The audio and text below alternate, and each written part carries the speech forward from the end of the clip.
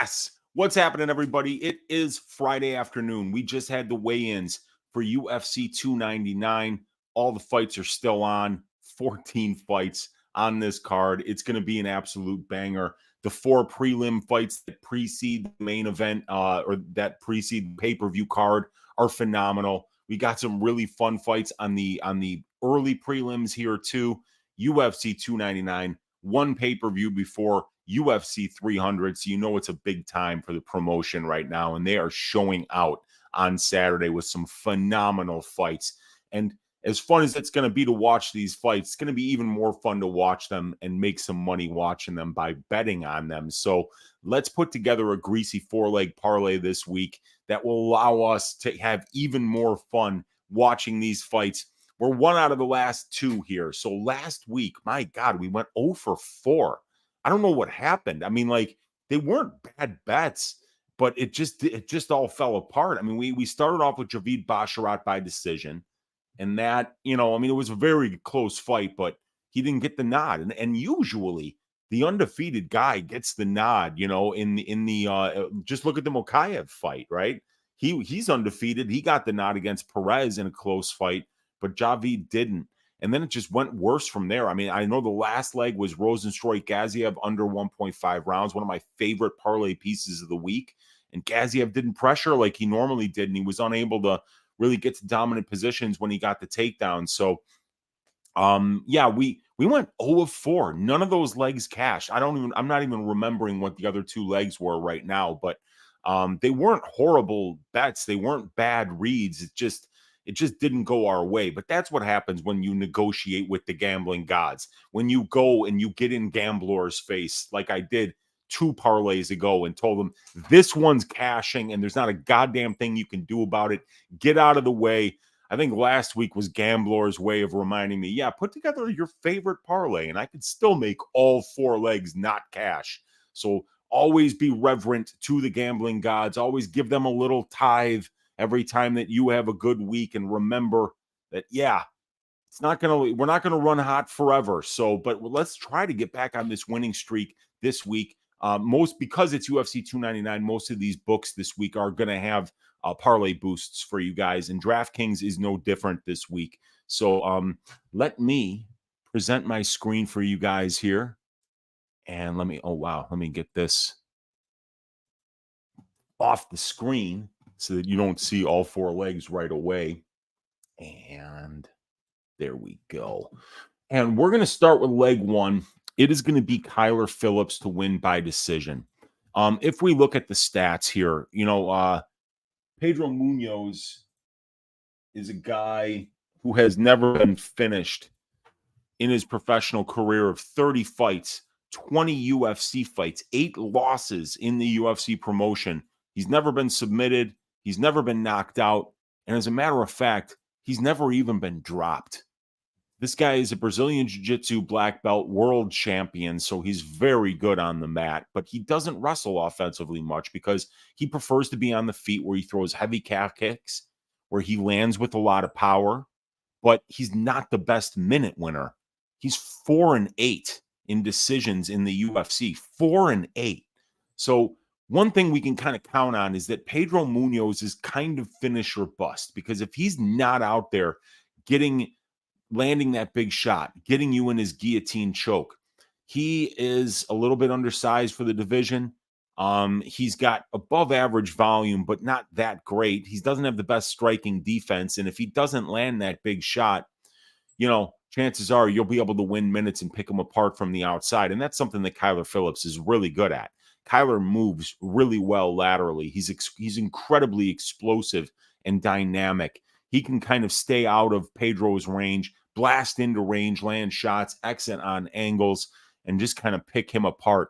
We just have to worry about Kyler getting a little bit tired. But Pedro Munoz is 37 and a half years old. You know, he's getting towards the end of his career. That's pretty old for a bantamweight. 20 UFC fights since the year 2013. So, you know, he's been very busy. He's got a lot of experience. But I think the guy who's 9 years younger, who's 2 inches taller, who has a 7-inch reach advantage and a massive athletic ability and explosive advantage, is going to do what it's pretty easy to do against Pedro Munoz, and that's win minutes. And he's not going to do what it's almost impossible to do against Pedro Munoz, and that's knock him down, knock him out, or submit him. So leg one, Kyler Phillips to win by his best win condition, which is by decision at minus 120, is going to be the first leg of this parlay. So if we go to winning method up here and we scroll down to Munoz Phillips, Kyler Phillips to win by decision, minus 120 is leg number one of the parlay. Leg number two of the parlay is going to be Uncle Weezy's ass shaving of the week. Jailton Almeida to shave the ass of Curtis Blaydes. We're taking Almeida's money line because it's right around evens here. That way we don't have to worry about KO, submission, decision. We just have to hope that Jailton winds up getting the job done here. Now, these are two very dominant grapplers here in the heavyweight division, but it's Blaydes who's the more natural heavyweight. He is the bigger dude. But Jailton Almeida, I mean, he looks like he was carved out of marble, and he's just so dominant. And when you look at the numbers here, you see a lot of green up here in this area of the spreadsheet, the top right corner, where we see that, you know, both of these guys are above average in just about every offensive category having to do with grappling. But what's really impressive here is Jailton Almeida's, you know, his commitment to grappling is phenomenal, and the numbers tell that story. Like, for instance, in 17 UFC fights, Curtis Blaydes has spent 73 minutes at distance striking range, where he's landing, you know, a quarter of a strike more per minute. He throws about average volume. He's way below average with his accuracy, but his defense is pretty solid. He's been knocked down 4 times. That's not good, but he's fought a bunch of very powerful dudes. Now, Jailton Almeida, in a 48-minute UFC career, has only spent 4.38 minutes at distance striking range. And in that 4.38 minutes, he's attempted 29 takedowns. Attempted 29, gotten 16 of them. I mean, just think about that math. He only spends 9% of his UFC cage time at distance striking range. This is going to be a grappling match.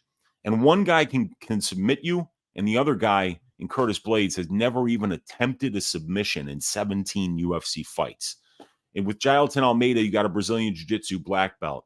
With Curtis Blaydes, you got a guy who's a Brazilian Jiu-Jitsu white belt, who's probably never even put on a gi and grappled.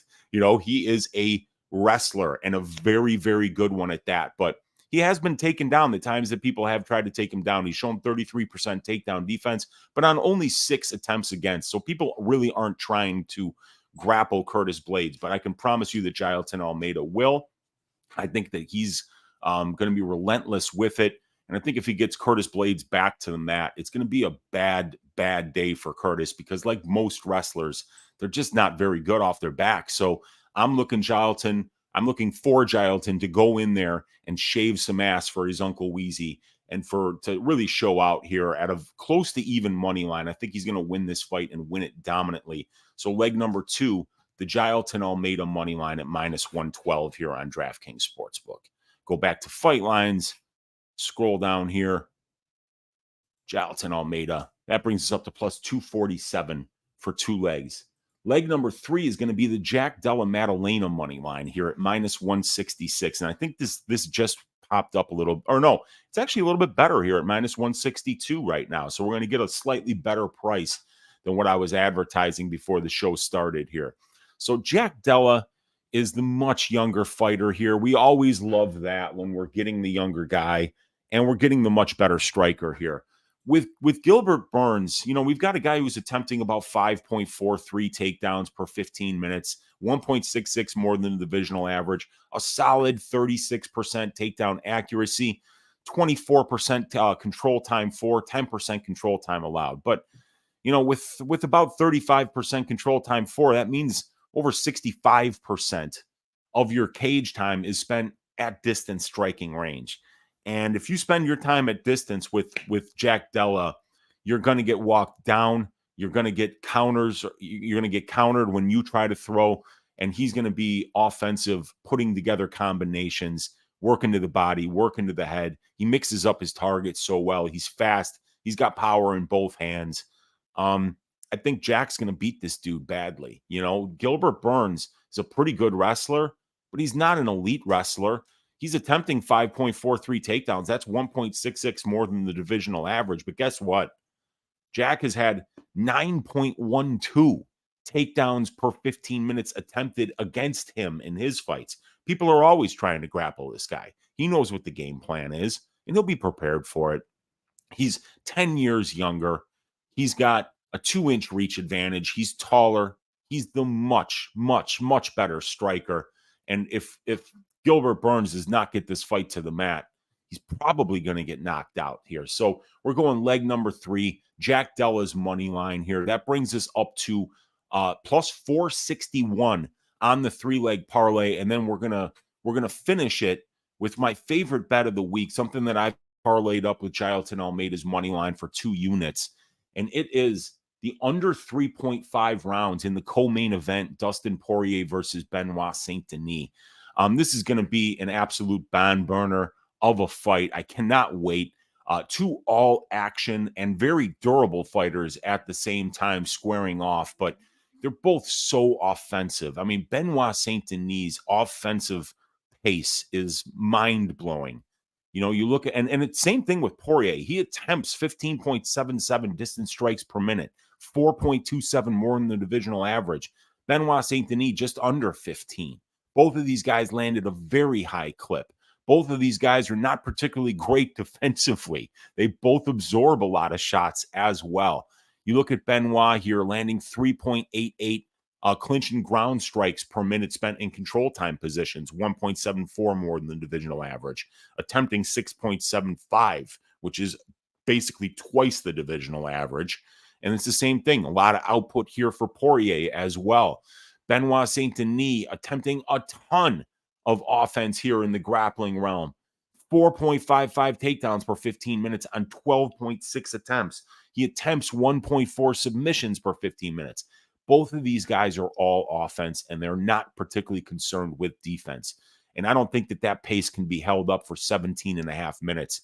And if we look here at the prop template that's available on my Patreon, you can see that at minus 215, it was minus 205 earlier, but at minus 215, we got a 67% implied probability, or 68% implied probability there. 63.5% of these 5-round lightweight fights go under 3.5 rounds. And then Benoit Saint-Denis has never seen a 4th round in his entire pro career, and he's only been to decision once in all the 3-round fights that he's been in. So we know that he's going to push a pace. And with Poirier, 9 of his 11 fights that have been scheduled for 5 rounds in the UFC have finished under 3.5 rounds. So all offense, no defense. You know, I mean, like, just this is going to be an absolute war. And even if this doesn't cash, I guarantee you it's not going to be because these guys are standing in the middle of the cage staring at each other, not doing anything. You know, it's going to be one of those things where it's like, I can't believe that didn't cash, because they beat the shit out of each other for 17 and a half minutes and they both somehow persevered through it. But both of these guys are durable, but they're both so offensively gifted. And I think that Benoit's got a nice advantage on the ground here. And I think that Dustin's the much sharper, more accurate, and powerful striker. So I think wherever this fight goes, somebody's going to be more dangerous than the other, and that this is going to finish up. So leg 4 is going to be the alternative total rounds, which we go up here to fight lines. Right to the right of fight lines is alternative total rounds. We're going to scroll down here. Benoit Saint-Denis versus Dustin Poirier under 3.5 is minus 215. That gets us up to plus 722 on DraftKings Sportsbook. So we just got a little bit better of a number on Maddalena than when I was preparing the show. So it says 714 here. Let me hide that and just update it for you guys right here. 722 on DraftKings Sportsbook. Show that shit again. And that is our Greasy 4-leg parlay for this week. What's going on with you guys in the chat? How are you doing this Friday afternoon? Are you ready to stack cash tickets like flapjacks for UFC 299 with your Uncle Weezy here? We got Olajuwon Dream in the room saying, "Oi, what is up, dude?" We got my guy Gerald Gardner saying, "What's up, Weezy? Insane card this week. Did I hear you're going to be in Miami this weekend?" I am not. I'm going to be in South Florida next weekend.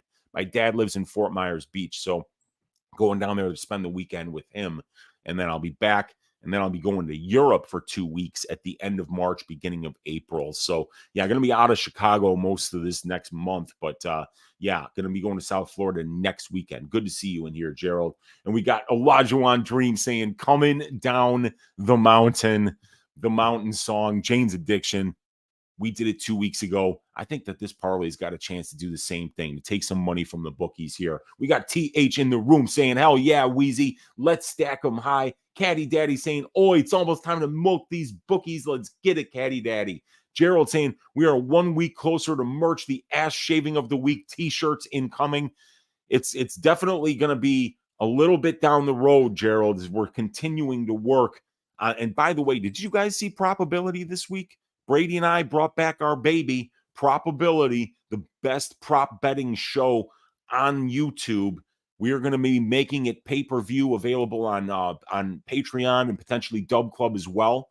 And pay-per-view content with some of the best analytics, finding win conditions, lose conditions for fighters, for sub props, KO props, decision props, inside the distance props, split decision props, majority decision props. And then we also have the prop template, which you already know, which is the over-under bets that we show right here on 5-round fights and on 3-round fights, like we see here for the Holland Page fight, showing a lot of value on these unders in the Holland Page fight. But yeah, you guys, Probability, link in the description of the video. Check it out and consider joining the Patreon to get access to pay-per-view only content and the best betting analytics show on the web. Let's go, you guys. We got Teron Brown saying, "Oi, what's up, Uncle? Good to see you, Teron." We got AN in the room saying, "Oi." We got Jester saying, "Appreciate you, Weezy." We got my guy DFS by the numbers, Stat Diggers, Probability. We do the best bet show on his channel, dude. We are always working together. Always good to see my guy Brady in here. And Brady wants to tell you guys, "Oi." We got Diego saying, "Oi." We got Let's Dance saying, "Oi." We got Olajuwon Dream saying, "I'm hoping to catch as many of these fights live, but going to be at a Bach party. Let's go, man." We got Sammy Malcolm saying, "Oi, what's up, Sammy?" We got Rem Dog saying, "Weezy, Weez, what's up, Rem Dog?"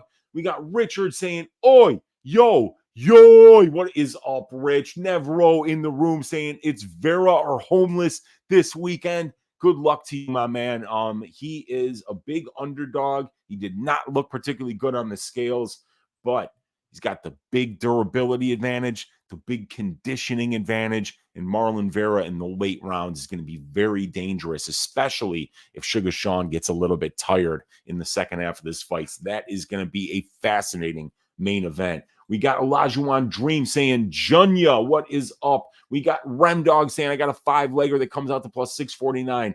The over 2.5 in the Munoz Phillips fight and the Gamrot RDA fight, the Almeida money line, the JDM money line, and the BSD money line." I like it.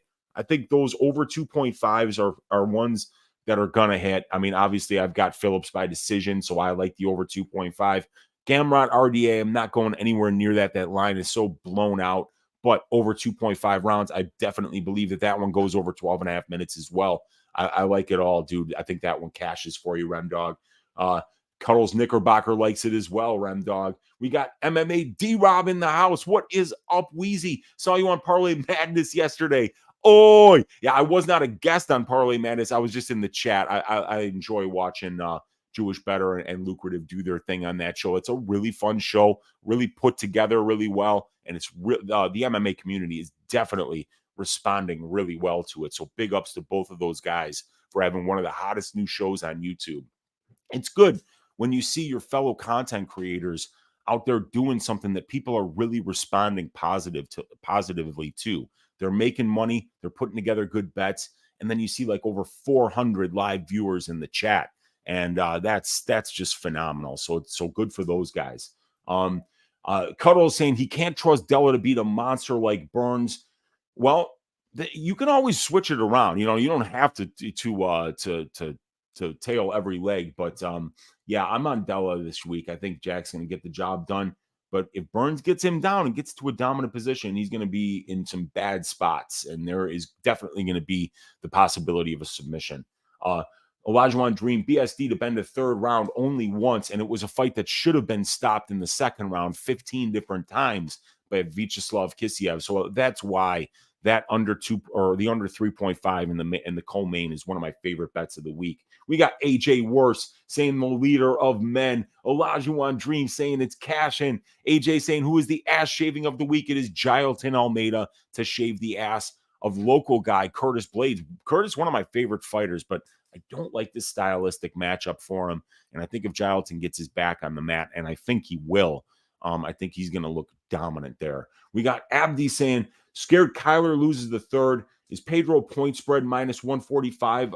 Yeah, I don't mind that, actually, Abdi. But you could still cover that point spread, and Kyler Phillips can win by decision. So it's something that I feel like we both agree that fight probably goes over 2.5 rounds, probably goes to decision most of the time. And I don't know if Kyler's going to get a clean sweep. I think that Pedro minus 145 for the plus 3.5 points handicap is a fine substitution for the Kyler's decision prop, because I think that this fight does go the full 15.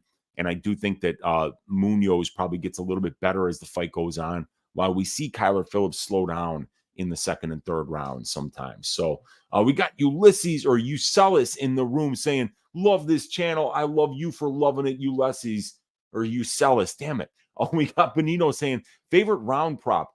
Jailton round 1 sub at plus 600. I think that's a great line. I like Jailton round 2 sub at even better number. That's probably my favorite round prop of the week for sure. We got comes at plus 657. That's also a good number, Abdi. I think that's a fine substitution. Tehran's got Curtis Blaydes by knockout because he doesn't see Almeida being able to get him down and keep him there. Almeida won't do Blaydes like he did Lewis. Yeah, I mean, obviously Curtis Blaydes a way better wrestler than Derek Lewis, but Derek Lewis is a big man, and the fact that he was able to throw him around like the way that he did, I think is very impressive. And I think it's going to be an interesting stylistic matchup here, but the way that Jailton pushes that grappling heavy pace, I think that he's better suited to keep up that pace for 15 minutes and better suited to find his way into dominant positions. So that's the way I see it going, Tehran, but it is a fascinating fight. And even though I'm confident, I have 3 total units on the Jailton money line, one at plus 105, and then I've got 2 units parlayed up with the co-main under 3.5 rounds.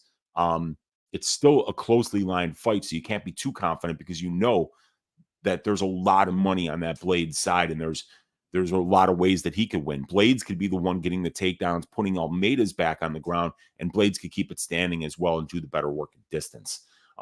We got, sorry, I keep screwing up your name, you sellers. We got Oi Gentleman says, my guy Glenbot in the room. Always good to see one of the OGs here in Glenbot. Good to see you, man. We got Benino saying, pay the cost to be the boss. Diamonds there. Tehran saying, people calling Dustin washed is crazy. MMA turn on fighters super quick. They do. MMA fans do turn on fighters quickly. Rivers yet? Next, yes, tomorrow night, Rob, I'm going to be over at Calancis' place hanging out, so we're going to go to Rivers tomorrow for the UFC 299 fights, the best fights of the year, Rob. Let's get it, man. We got Caddy Daddy saying, loved probability. What does O'Malley think of over 24.5 total strikes landed round 1 at minus 120? So O'Malley at distance lands 8.07 distance strikes per minute. Marlon Vera absorbs 6.2. And with Marlon, we've got here. So let's just let me show you what we're going to do here. We're going to take the total time at distance, which is not 192.08 for Vera and 84.63. So that's 276 minutes. All right. And then we've got Marlon, or in that time, we've got 683 plus 1190 store 2. So recall 1. All right. Yeah, no. Recall 2 divided by recall 1. I'm getting 6.76 as the number that 6.77 as the weighted average of Sean O'Malley's offensive output and Marlon Vera's defensive output. So 24.5 total strikes would need you. So we'll store that in 3. We'll take 24.5 divided by recall 3. Need about 3.61 minutes of distance striking time at that weighted average to land that. And that would mean that there would be no grappling. Marlon Vera, very inactive as an offensive wrestler, as is Sean O'Malley. Both of these guys spend most of their time at distance striking range. I think that that's a fair line. I think total strikes, he could probably get in the neighborhood of 30 to 35 just at those numbers, as long as O'Malley doesn't slow down his volume a little bit because it's a 5-round fight and start a little bit slow. You have to always worry about that. Are they going to stare at each other for a minute? Are they going to kind of start slow because Sean's never been a full 5 rounds before? So, he might not want to empty the tank early in the fight. That's what you have to worry about there. But yeah, I think it hits. I mean, Sean and Marlon are usually in higher volume wars. And you got Burns beating JDM as well. Okay, so you got some of the older guys here. This is a card where you got a lot of young lions going up against old veterans, and I think it might be a changing of the guard. Tehran MVP will knock out Holland in 1 round, then take the under, or the fight doesn't start round 2, my man, at plus 450. My prop template absolutely loves fight doesn't start round 2 for Holland versus Page. Michael Venom Page in his fights outside the UFC, 13 of 20 of them ended in round number 1. And for Holland, it's 5 of 16 in the UFC. And we know that Page is most dangerous early in fights, and Kevin Holland can lock up a Darce choke at any point. So plus 450, the analytics love it. The price is underpriced for considering how powerful both of these guys are. So that's a good spot there. If you like that spot, Tehran, get that plus 450. Frank saying Killer Despain versus the Stay Puffed Marshmallow Man should be minus 2 million. Yeah, dude, I think Despain's going to get the job done. Despain sub round 1 going to be insane if it hits. Yeah, it is, dude. That's like 40 to 1. They were talking about that on Parlay Madness last night. Last weekend, Gamrot was around minus 290 and Robellis was around minus 500. Line movements are fascinating. Indeed, that's one of the things you have to take advantage of as a gambler. Line movement. I'm really looking forward to seeing Robellis. Yeah, me too, man. I mean, I think he's an exciting prospect just because you can't teach height and length, and he's got both. Frank saying Kyler looked a bit rough on the scale. Yeah, dude, he looked really happy when he found out he made weight. Yeah, he did look a little bit rough, but I think that Kyler's a huge bantamweight. So yeah, he's gonna have tough weight cuts. It's just we'll see how he looks tomorrow in the cage. Yeah, Remdog agreeing. Blaydes from Chicago too. I know that, man. He's a Harper College guy, and he even went to the Harvard of the Midwest for a short period of time. My alma mater, Northern Illinois University, a university that builds champions and creates some of the world leaders. Northern Illinois, definitely one of the hardest schools to get into in the world.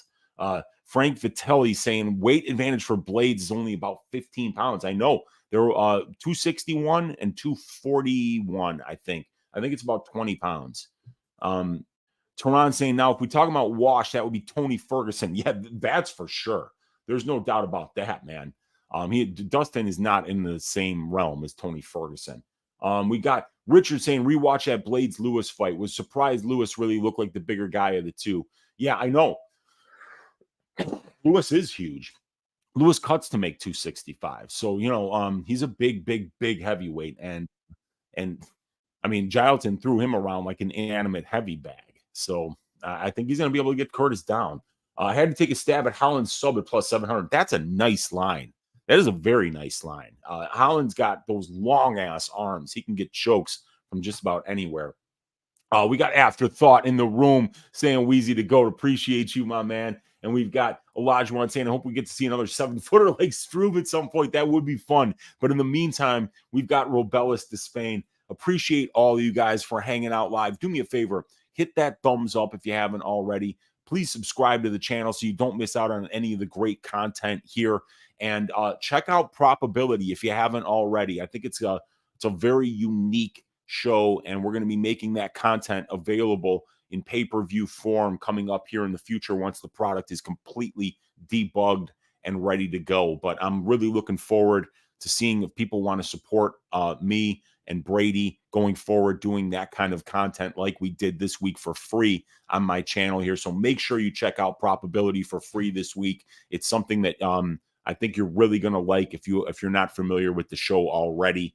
And let's stack cash tickets like flapjacks for UFC 299 real quick here.